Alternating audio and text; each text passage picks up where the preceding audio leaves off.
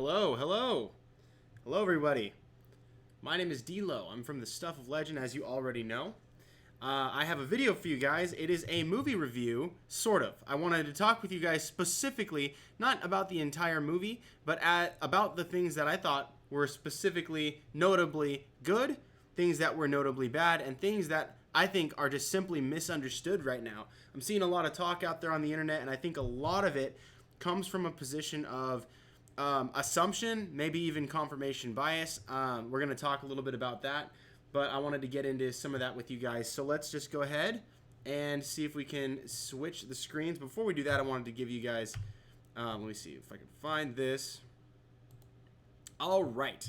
So let's see if we can't pull these things up. I wanted to show you guys the good, the bad, the misunderstood. We're going to go through these things. I'm going to have one of these images here up so that you guys can see where we are through the video, especially for playback. I know you guys might want to jump around and see what I have to say about certain things. Overall, and again, it is going to be open spoiler discussion, so proceed with caution. I will talk about spoilers. I'm going to try to save as much of the spoiler details as I possibly can for the very, very end, because I want to make sure that you guys have an opportunity to opt out, and I'll give you guys a fair warning. If you guys are paying attention, you'll definitely be able to step out or mute me by the time we get to that point. So, for now, let's just go ahead and talk about let's talk about the good. So, I'm going to start by saying this. In general, I think Dark Phoenix has made itself one of my top 2 or top 3 X-Men films out of the 11 or 12 that we have out right now.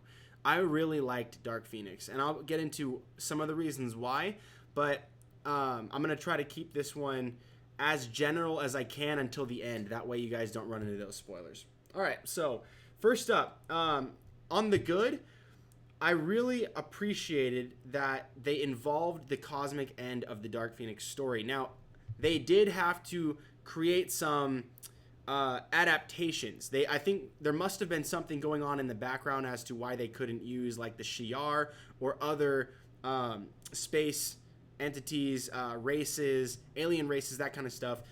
They used an alien race I was not even familiar with, and I'm pretty deep into X-Men. I had not heard of it. They might have, to my knowledge, they might have made up that alien race and just created a story with it. It seemed to work really well for the story that they went with, and it allowed for a lot that I will talk about right now. But I really appreciated that they started the film and ended the film with cosmic, and there was cosmic influence throughout. They really kept the entity that is the Phoenix cosmic, and that to me was a big step in the right direction. It wasn't like it was just Jean's power getting out of control. They showed previously that Jean's power had been out of control since she was a child anyway. So that was something she was dealing with, and then once she was imbued with the Phoenix Force, which was a cosmic entity, they didn't mention the M'Kraan crystal, or however you want to say it. They didn't mention that. They didn't involve any crystals, but the Phoenix Force itself was a cosmic entity, and that was something that I appreciated that they were able to weave into the story without having to turn it into a 10, 15 movie saga, which is probably the only way you could really accurately tell the story of the Phoenix and the Dark Phoenix. So I really appreciated what they did with the cosmic. That was number one. Number two is the characters were done really well. I really liked the way that they did the characters, especially given their relationships with one another that we've seen grow up until this point. I really enjoyed. Well, that's kind of another topic, but with the characters, I really liked that they kind of gave honor to just about everyone, and even the characters that were functionally problematic in the story. It still ended up paying off towards the end that these guys are a family and their intentions for each other are good, even if they take missteps along the way and accidents happen. So that was really, really beautifully done, in my opinion. I really like that. I've been a huge fan of the X-Men for a very long time, and I think this was the first movie that Cyclops got any justice done to him So I really appreciated that. I really liked what they did with Cyclops. I love what they did with Nightcrawler. Even like Beast. There was a lot of conflict in this movie between certain characters, and it still allowed those characters to shine in a way that still felt true to them. So I really liked that. Next, the fight scenes. So if this is not the number one reason why I love this movie, I don't know what to tell you, because the fight scenes were unlike any other X-Men movie we've ever seen. It was top notch. Like, you talk about one of the greatest opening fight scenes in any movie ever being the first like 10 minutes of X2 with Nightcrawler in the White House. That was one of the coolest comic book movie scenes ever created, especially for an opening sequence. However, the fight sequences and scenes in this movie rival even that, and especially what they did with Cody Smith-McPhee's Nightcrawler. I could not be more. I don't know if I could be more impressed with what they did with these characters. So if you're a fan of specifically of Nightcrawler, you're gonna like this movie. You're really gonna like. I mean, they really turned Nightcrawler up on this one, so you're gonna like that. And that's true for everybody. For Storm, for Beast, even like for every character, I would say, except for Quicksilver, in this movie, got some serious justice. And I think the reason they kind of backed off of Quicksilver a little bit is because he really stole the show in Days of Future Past, and even in Apocalypse, he got two really awesome scenes. So I think it was just time to give the other X-Men some screen time, and I really did like that. That worked out really well. They gave him a lot of really good jokes in the beginning and in the end, so that was nice. So then after that, the acting was impressive. You've got really good talent with Jennifer Lawrence. Whether you like her, her politics or not, I particularly can't stand to watch interviews with her. I really don't like her as a person. But as an actress, she did a really good job in this movie. Michael Fassbender, as always, was nothing but impressive. So was James McAvoy. Sophie Turner knocked it out of the park. She is, without a doubt, my new favorite Jean Grey. Animated or otherwise, I like her the most. She's my new favorite. And same with Cody Smith-McPhee's Nightcrawler. He got to really level up in this movie. I really liked that. Ty Sheridan as Cyclops really impressed me.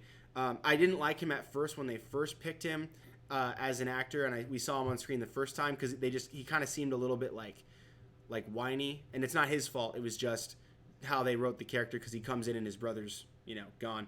But to me, this movie really redeemed him, and it made me sad because I wanted more of his Cyclops. I wanted more of that, and since this is the last movie in the X-Men universe saga, it's a conclusion, so we don't get to see him do another film. So that's kind of a bummer, but at the same time, it was so good that it made me want more. So that's a good thing for this movie. And then another thing was, let me see if I can get out of the way here. So Jennifer Lawrence right here, and then we have Nicholas Hoult as Beast. Really good.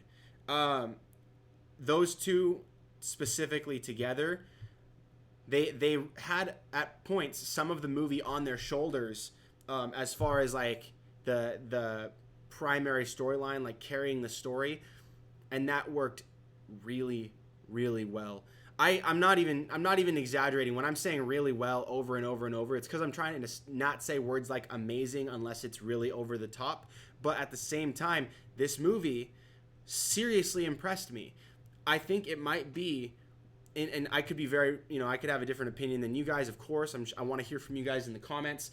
But to me, I think this was the best X-Men movie. Now, I liked First Class quite a bit. But this one, I don't know. Like, I have to watch it again and weigh it out and then watch the others and then come back and do my assessment. But this one, I think, is easily in my top 2 or 3 favorite X-Men movies so far. And then Jessica Chastain. She was good, but I'm gonna include her in some of the other conversations down the road. So I'm gonna pass that one down. I thought she did well for what she was given, but I'll talk about that in a second. Storm.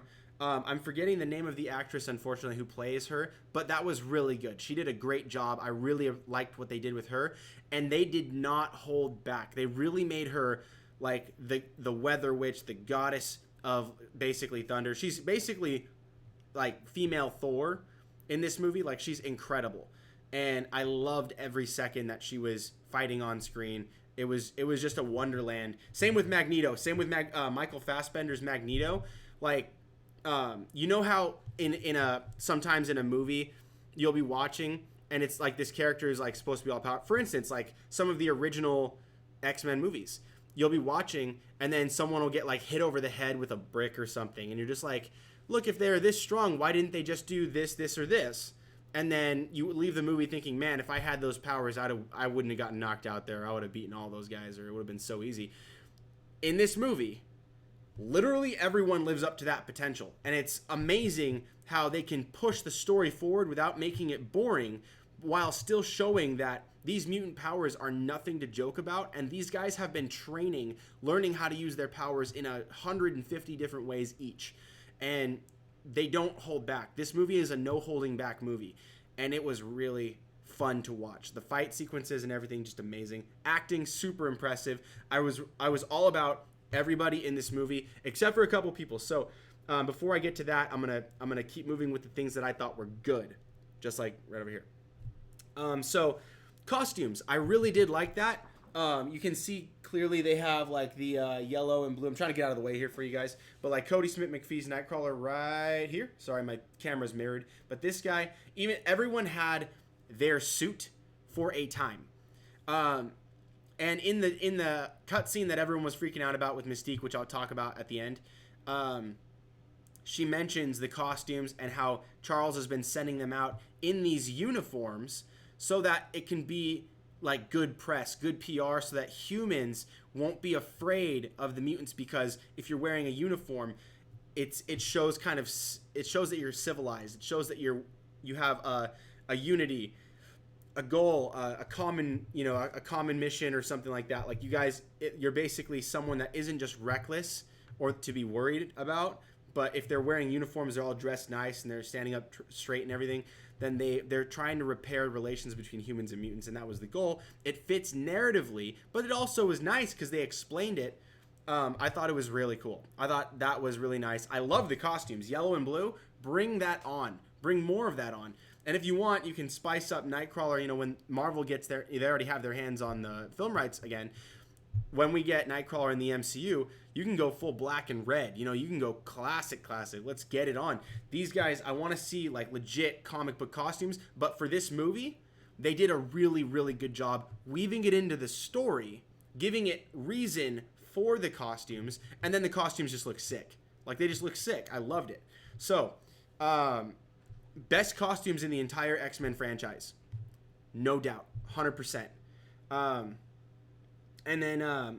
And so then the costume's great. Next up on the good list is the relationship payoffs are solid.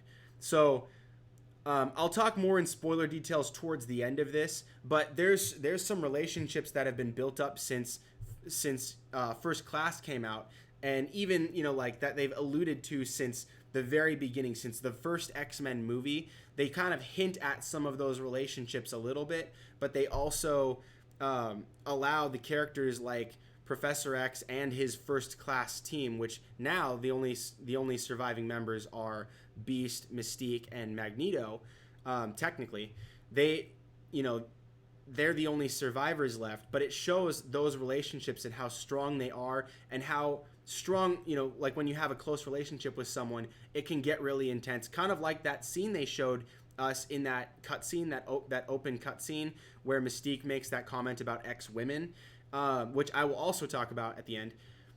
That scene makes sense when you put it in context. If you take it out of context, it looks like some big fat SJW slap on men, you know, like that kind of thing, hating on dudes, and then just disrespect towards Professor X. But what it really was, with context, fixed the whole thing, because you just understand that it's basically like a brother and sister. They're really pissed about something that is quite serious, and she just says something cutting to kind of just chop at his ego. So in that respect, it's like, yeah, okay, it makes sense. It's not serious. They're not renaming the X-Men. So, and I'll talk more about that towards the end. But anyway, I thought that was great, and it actually fed into their relationship dynamic and the story narrative as it moves forward. So, without spoiling too much, I'll leave it at that.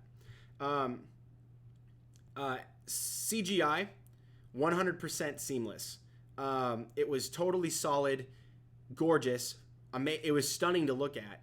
Watching the Phoenix kind of like creeping through almost like blood vessels in Jean was really, really spectacular. Like watching that happen at different times in the movie, like even simple things like that, you don't notice it's CGI. It's like you're just in this movie immersed, and it's seamless 100%. Like there was not one single moment where I thought, man, this CGI, or like, that was not that great, or that didn't look good. Not a single moment. It was seamless the whole way through.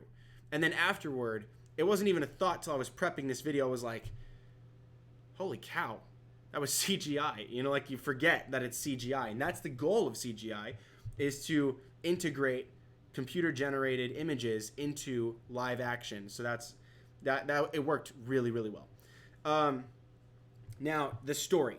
This one, this was massively impressive, because as most of you guys know, the reason why you almost can't make a good Phoenix movie or Dark Phoenix movie is because the Phoenix Saga was like, it was dozens of issues long. You can't just fit a massive story narrative that takes books and books and books to get through. You can't just cram that into 2 hours. You know what I mean? Like, it's not something that works without literally chopping out almost the entire story. That's why you can't really spend the whole movie in space, because much of it does take place on Earth. You can't just do it on Earth because a lot of it does take place in space. So, like, no one's ever going to be happy with the way, if you're a comic book fan, you're never going to be happy with a movie if all you can picture it as is the book series, because the books will always be greater than the movie. However, what I will say is that as far as film adaptation goes, they somehow were able to create a really good story that fits within the narrative of their overarching storyline from the X-Men universe, right? The X-Men movie universe, which already has kind of a jumbled timeline and that kind of stuff. They did their best to reboot it with First Class, and they had, a little bit of rebooting to do in Days of Future Past. So with that, it actually did a really, really good job of creating a beginning, middle, end to this Dark Phoenix thing story, while still allowing it to have some time in space, and while allowing it to have time on Earth, and while allowing the relationships that are the key factors to the Dark Phoenix saga, or the Phoenix saga. They allowed those to happen. Like there was things that they couldn't do. Obviously, Hugh Jackman is not in this movie. He's done. But even without using Wolverine, they were still able to finally give good character development to Cyclops. They were finally able to really bring it home with Jean Grey, and with like Professor X and Mystique and everybody that was, like Magneto, everyone that was there that was a key player. They fit their characters into that narrative and created a new adaptation of the story that still is it pays honor to the original story. That's the closest you can really come. I mean, it's like people who are upset with The Lord of the Rings for the movies that were made because there was so much more in the books. You'll never get all of that stuff from the books into the movies. It'll take 10 movies. Like you can't, and even though there's 12 X-Men movies, they can't just all of them be the Phoenix Saga unless you want to do it like the MCU did, where it all builds up to Apocalypse. You know what I mean? I'm sorry, Apocalypse, to Thanos. And if you want to do that, you can, but that's a lot of money. They don't have any time. They're already bought out. So this was like their final movie, and so, but I'm pleased to report I really enjoyed it. I liked it. And the story worked very well for me. I like that. Now, next on this, I've got two more for the good, and then we'll get to the bad. Okay, I know you guys have been waiting for this. The end was, I think, it was the perfect final chapter to a saga that gave closure to an overarching story for this series. The ending of this film specifically was very satisfying. It was an ending that, even though it was, I'm trying to not give too much away, but it brought closure. Let's just say that it brought closure in a good way that also tied back to all the other X-Men films, in a very special way that is very unique to this franchise. I really liked it, and it did a good job not leaving too many loose ends. It had a couple of things that were a little bit ambiguous, but not super important because of the way they played it, which I'll bring into the misunderstood part, because I heard a lot of people complaining about it. But I liked it. I thought it was good. Now, the ending is not an SJ. This is the last good thing about this, is that the ending of this film is not an SJW ending. And if you don't know what SJW means, it means social justice warrior, which means that the movies are trying to push some sort of either a social political or a purely political narrative into the fabric of these films. That did not happen at the end. I've seen a lot of people that have been talking about it like it is, but I can explain it, and it falls into the misunderstood. But I call that a win. I call that a good thing. So let's go down to the bottom. And again, SJW ending is not a good thing. What I'm saying is that the ending was not SJW, and I'll explain that. So let's go down. So now we're talking about the bad. So we go down to the bad section, where it's right here. So we're going to the bad section now. Let's talk about the bad guys. And I'm putting this here not just because bad is in the word bad guys. The things that I didn't like about this film were very, very limited. I had 10 things that were general that I considered very good wins for this movie. I have 3 complaints really about this movie that I thought were not good, that were bad. Number 1, and 2 of them are almost the same, but one of them was the bad guys are just some random, unknown, ambiguous, shape-shifting alien race with no clearly defined like skills, traits, weaknesses. Right off the bat, you learn that they're shapeshifters, and then all of a sudden they have telekinesis of some sort. Like you're not really sure, because they just lift their hand and people's guts just curl into themselves and then kind of twist a little bit, and then people either die or get tortured. And so it's really unclear what they are capable of. We just know that they're really tough. And so, and they don't really care about anything. They're really heartless. So the weaknesses, they have an undefined set of strengths and weaknesses chosen to be the antagonist of the film. And I think this could be due to like film rights maybe having been purchased from, Fox, or rather Fox being bought and then the film rights being reallocated. Who knows what could have gone down, why they chose the race that they did. I think it's called the Dabari, like D''Bari, which is a weird name I've never heard in Marvel.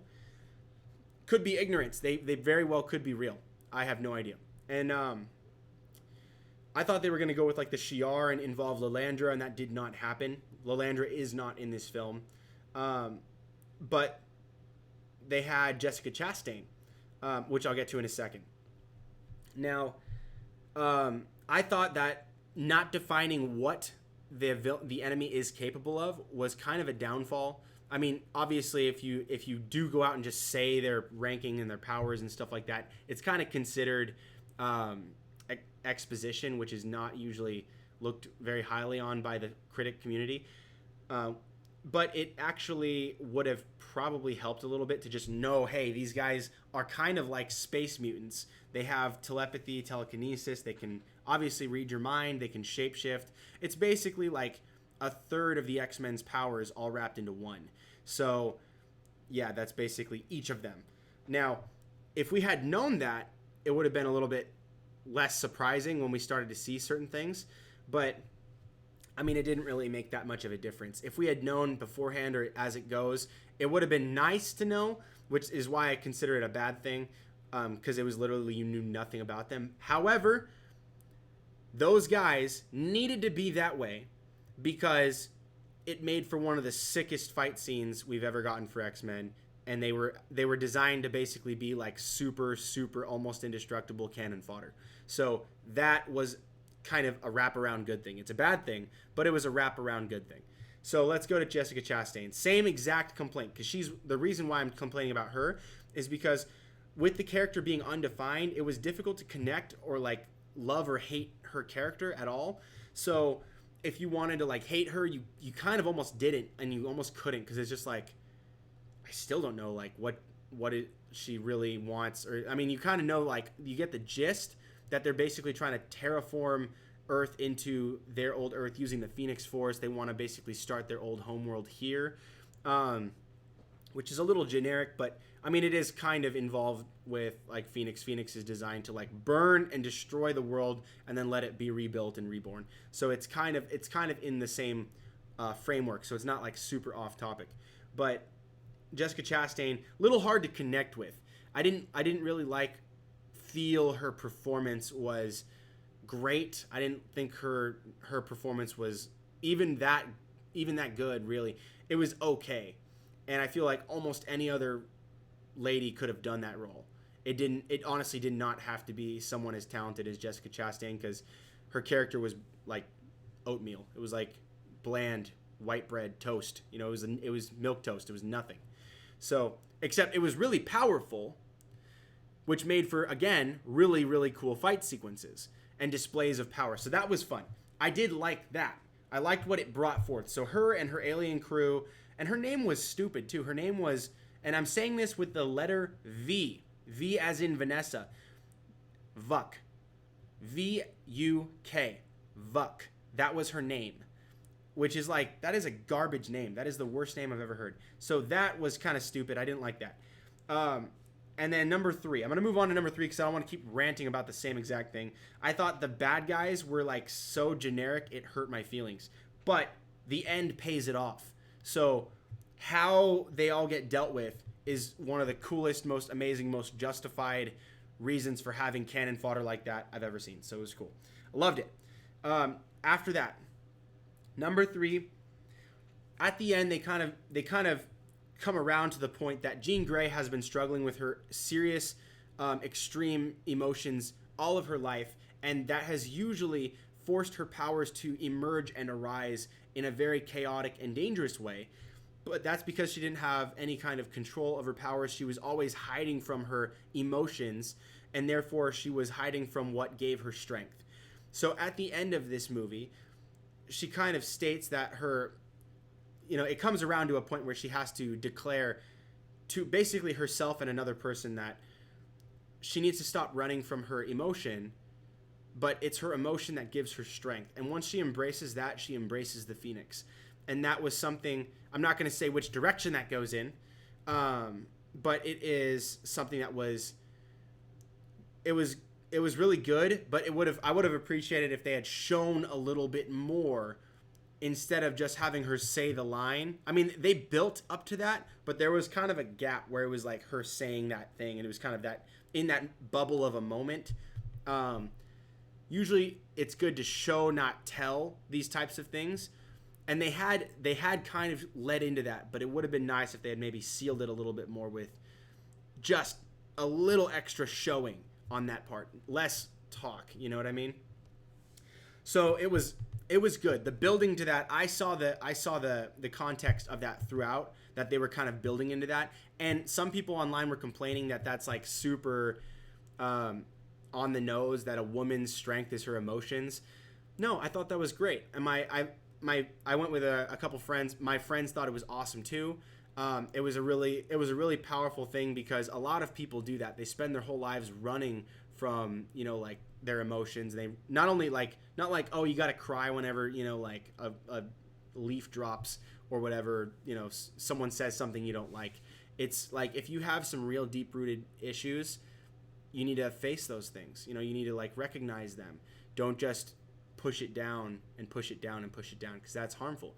And so that's basically what Jean was doing. She had been struggling her whole life. She had kind of suppressed those memories and emotions, and then it comes out. So it did a good job building that, and then at the end it was kind of spoken, not really shown, and that was something that was good, not great. You know what I mean? So you'll see it, you'll watch it. I think it worked, but it could have probably been a little bit better. So that to me was good. Although I will say Sophie Turner crushed that role. She crushed all of her lines. Every moment where she was on screen was a good scene. It really was. So that to me speaks volumes about, even if Marvel doesn't make a movie, there's a right way to make a movie. There's a right way to cast a character.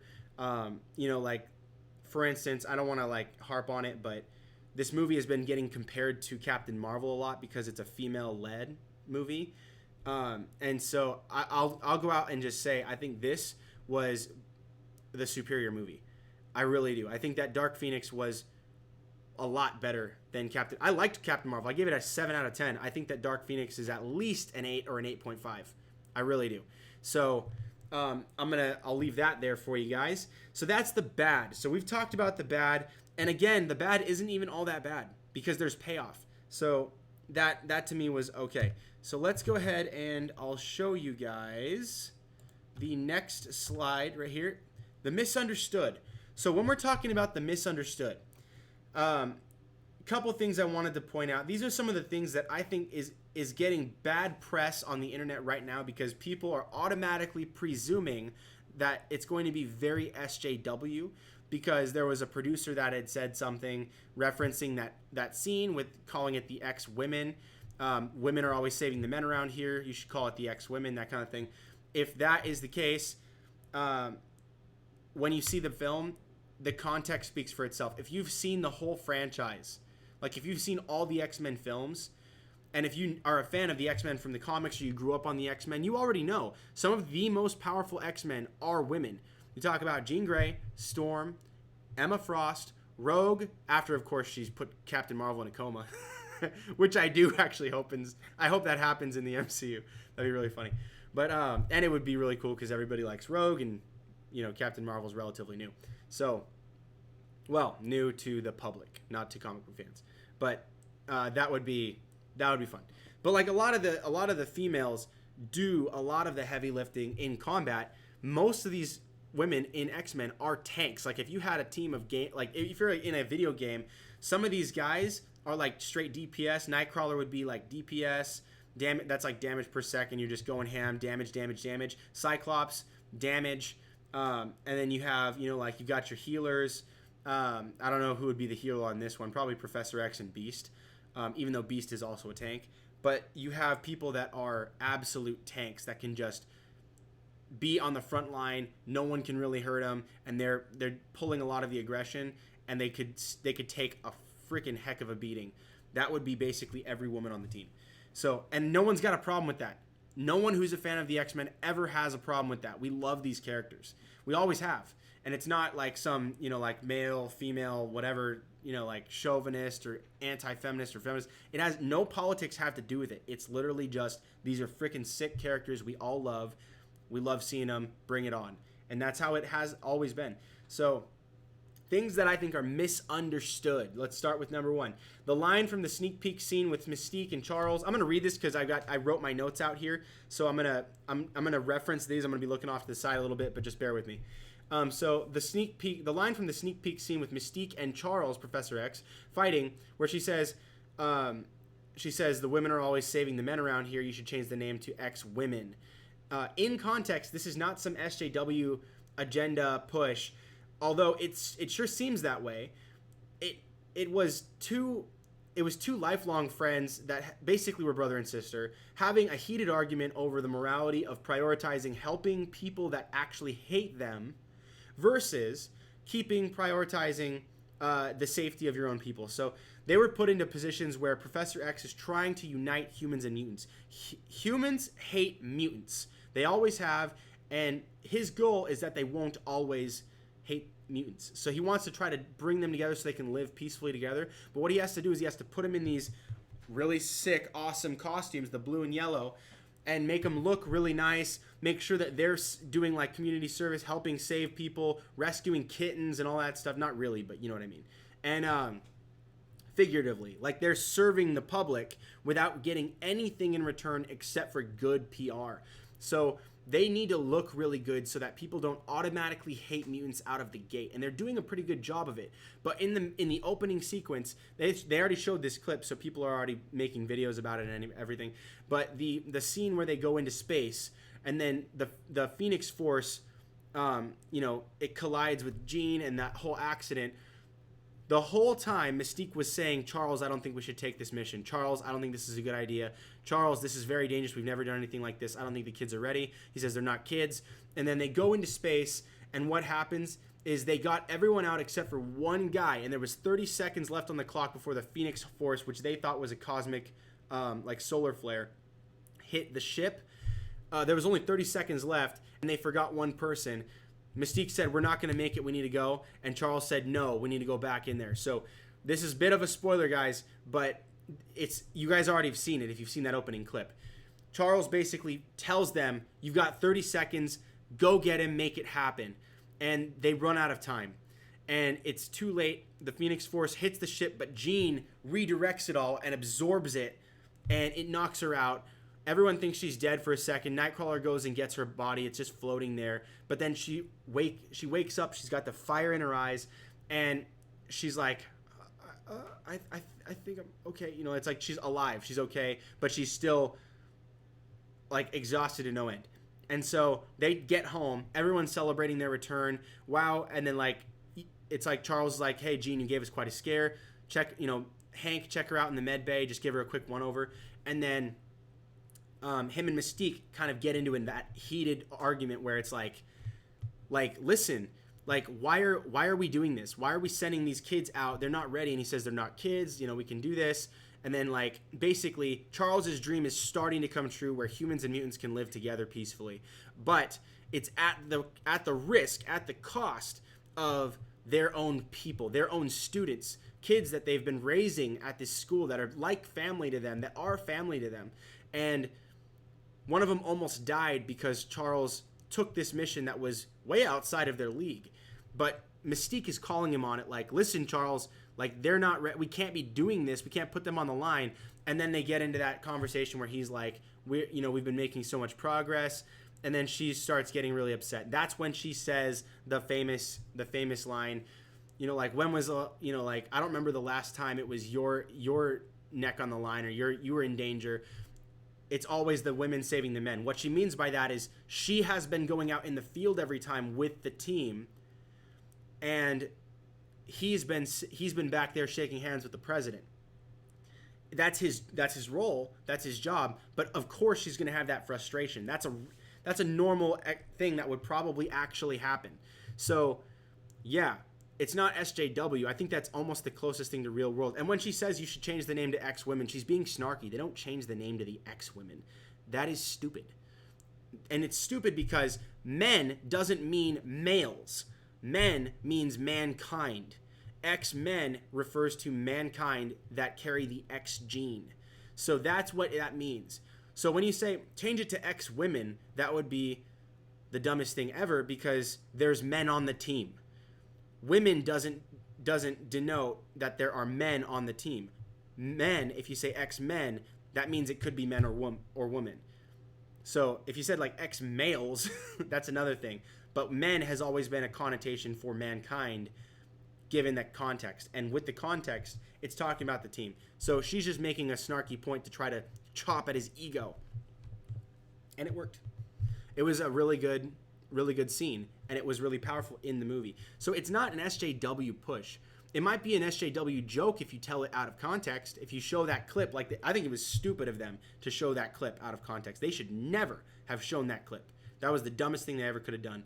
It probably hurt their viewership more than anything. But to me, when you see that movie all the way through, you're seeing the full context of that. She was totally justified, well, not justified for saying stupid stuff, but basically she was trying to be sharp and cutting in that argument to really make him think about what he was doing because he was out of line. So there was something there. And then at the, and he's not just it's not like a Luke Skywalker thing where Professor X is now this huge failure. He's a miserable loser.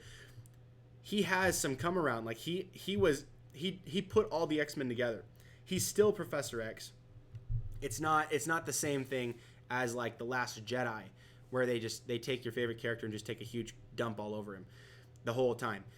With this one, it was good because there was payoff, and they bring it around in a really sweet way where he is the loving father that Jean thought she lost, but she really gained in a very traumatic turn in her life. So it was very sweet the way that they played it up like he made this mistake, this huge error that kind of catapults the storyline. But at the end of the day, he's also the reason why she comes, into this understanding. So it's really cool.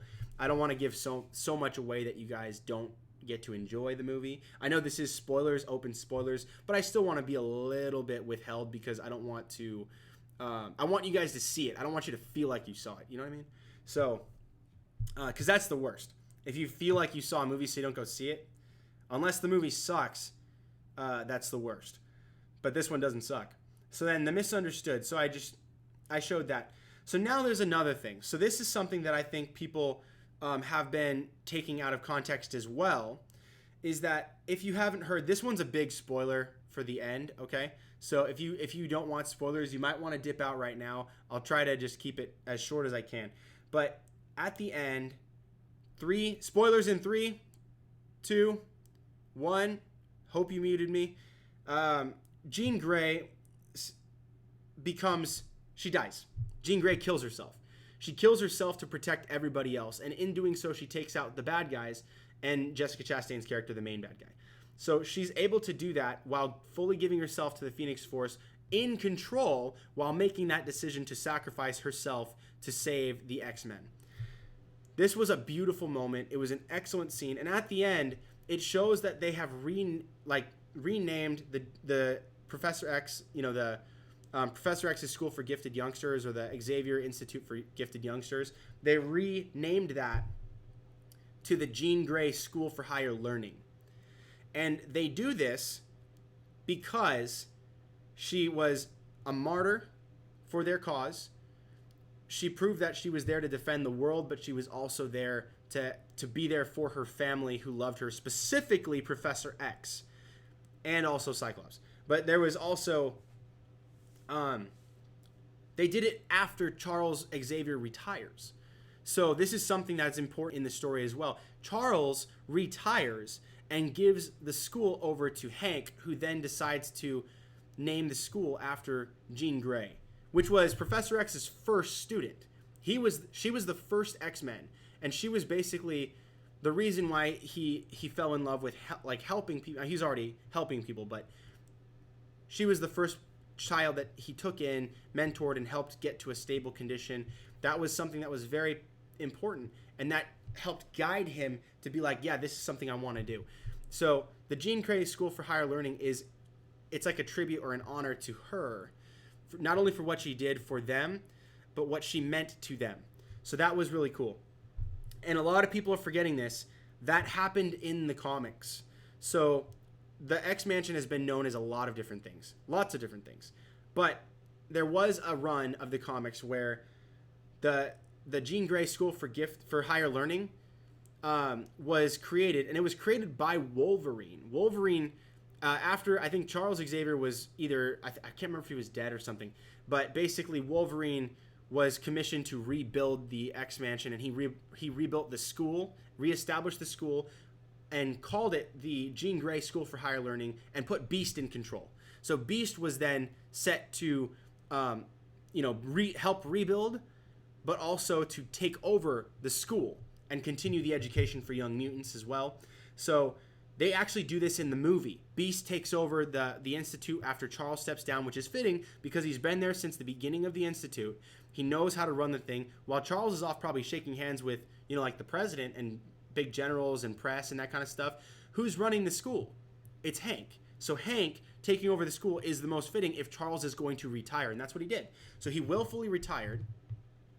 Hank takes over the school in the movie, just like in the comics, except for obviously Wolverine's not in this movie, so they didn't include that part. But the school wasn't destroyed either in this movie, so they didn't need to rebuild it. Hank just takes it over.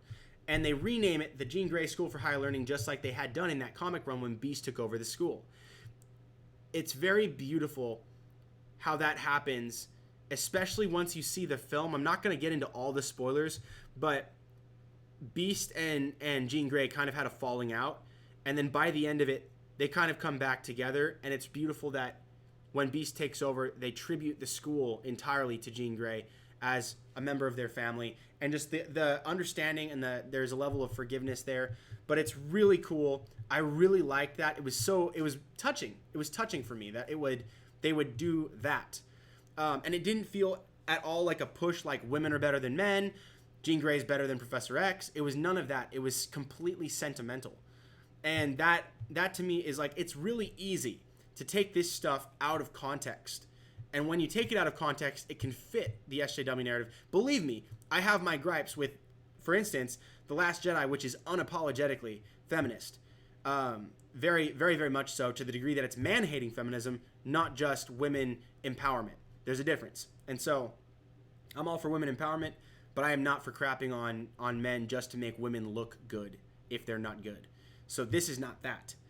And this is a perfect example of how women are awesome as lead characters. Women do really well in comic book movies, but you don't have to make the men look like trash, because many of the men in this movie were the saving grace. So it was, and there's ups and downs for everybody in this movie, but man, it was really cool. That was something I think was greatly misunderstood. And then there's another thing. So another thing was how it really ends is beautiful. I said I was going to mention this earlier, so I gotta bring it up now before we close out this video. But when Charles retires, he's out. I think he's in like Paris or something, and Eric Lencher Magneto shows up at the end after all of the chaos, after the battling and all that stuff. He's in retirement.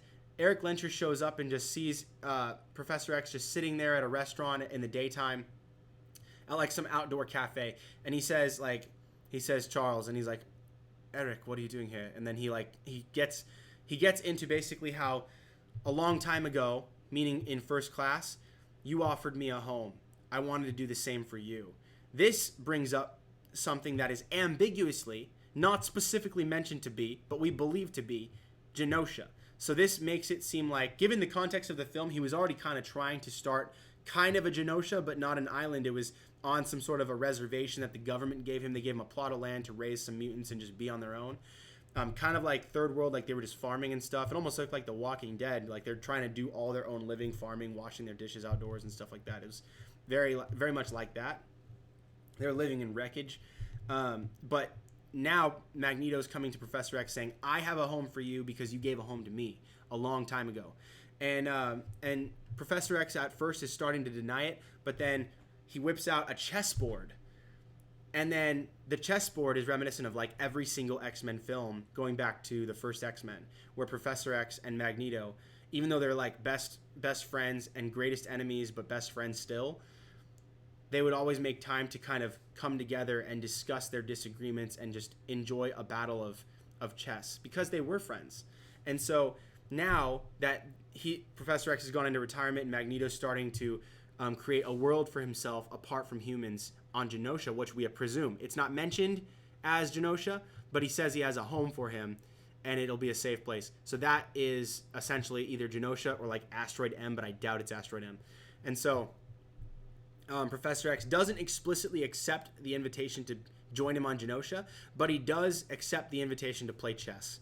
And that was really sweet. They actually had a little bit of like a quick soft banter, like just a back and forth where he's like, I'll take it easy on you. And he's like, I know you won't. And then they just kind of cut. But then it pans up, and this takes me to the next part. So that was just a fantastic, super sweet way to wrap up the entire franchise that calls back to all the other films. I thought that was great. And then at the end, when it's done showing that, it pans up from the cafe into the distance, and you see a phoenix, a gigantic, massive phoenix, very far off in the distance, just like this little speck in the background, just kind of soaring through the sky. And it's in the daytime, so probably not a lot of people had noticed it, but it was clearly a phoenix, which means that Jean Grey resurrected as she should. So that was really cool. And then that's the end of the film. No after credit scenes, because it's the end of the franchise. There's no more. That's it. And so that to me was beautiful. I thought it was the right way to end the franchise. I can't think of a better, more solid way, unless you were to have like Jean survive, which would be less impactful.